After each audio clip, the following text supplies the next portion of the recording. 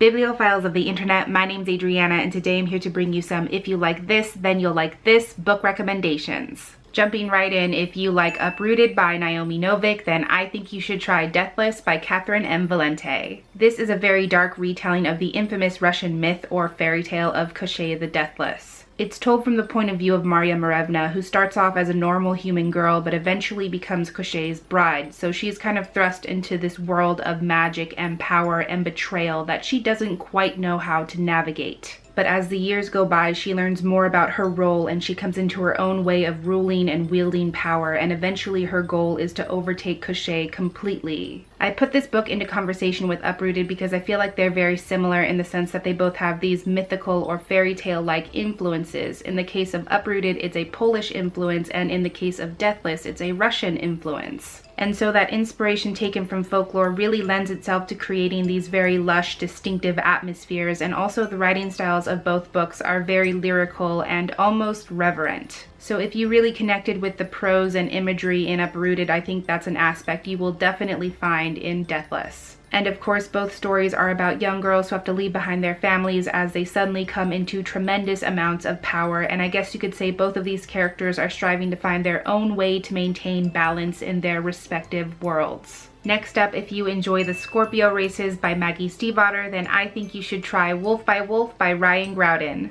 So both stories contain fantastical elements and they both heavily feature an action-packed race to the death, and I guess you could say both characters in these books enter these races for the sake of their loved ones or for a greater cause. And so the stakes for winning both of these races are incredibly high and personal for both main characters. The key difference is that in the Scorpio Races, they're riding these savage, mystical water horses, and in Wolf by Wolf, it's a ruthless motorcycle race that spans entire continents and countries. And then of course there's the fact that the shape-shifting main character in this story named Yale wants to win the race so that she can meet and kill Hitler. So the stories are very different in the sense that Wolf by Wolf is an alternate history that's more about spies and intel and assassination plots, and the Scorpio Races is not. But if you want to read another action-packed book about a crazy, intense race to the death, this is the one. Next up, if you like Aristotle and Dante Discover the Secrets of the Universe by Benjamin Elere Sainz, then you should definitely try Juliet Takes a Breath by Gabi Rivera. Honestly, the only thing that's similar about these two books is the fact that they're both own voices queer Latinx fiction. But even though stylistically and plot-wise they couldn't be more different, I still firmly believe that they both exist to validate and empower queer Latinx communities. Adi and Dante is definitely softer. It's more about self-acceptance and giving yourself permission to love and be loved, whereas Juliet Takes a Breath is more about Juliet forcibly carving out a space for herself to exist. Juliet comes out to her family when she's on the brink of adulthood, so she's overwhelmed by all these new ideas: queer theory, queer spaces, queer language, feminism versus intersectional feminism, and so on. And of course she also has to deal with the unique barriers to entry that queer Latinx people face when they try to quote-unquote integrate into the queer community. So like I said, Adi and Dante is very different from this book, but they both carry the same amount of weight for me, and I firmly believe that both of these books are absolutely essential reading, especially for all my other queer Latinx people out there who are still searching.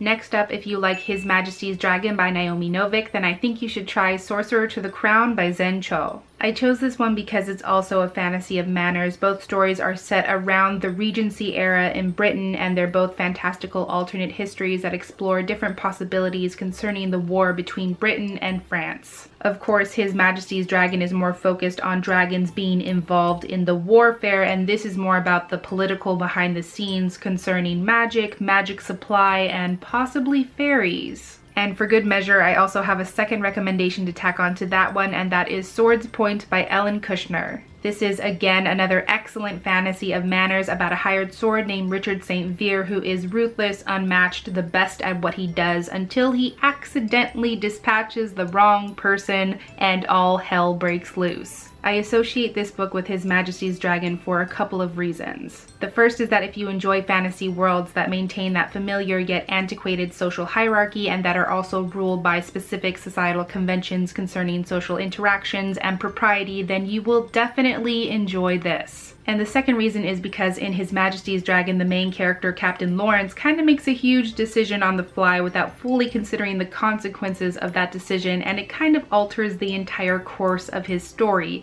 And I guess you could say the same thing about Mr. Richard St. Vere. And finally, if you like Everything Leads to You by Nina LaCour, then you definitely need to try Under the Lights by Dahlia Adler. I'm just going to keep this one short and sweet and say that both stories involve ladies loving ladies, and all the aforementioned ladies all work in Hollywood either behind the scenes or in front of the camera. So if you're looking for a fun, fast-paced, engaging, yet dramatic look at ladies being attracted to ladies and ladies falling for ladies in Hollywood, this is definitely the one. I will say that Everything Leads to You is a more fluffy, scrubbed-down version of this. Under the Lights is definitely more gritty, more real, more down-to-earth, but in my opinion, that just makes it even more worth it. In other words, there's sex and cursing in this book, and it's good. So those are all the recommendations I had to share. Of course, if you have any recommendations for me based on books you know I've read or any popular books in general, please feel free to share them in the comments below. But that is everything I had for this recommendations video today. Thank you so much for watching. I really hope that you enjoyed it, and I will catch you on the flip side of the page.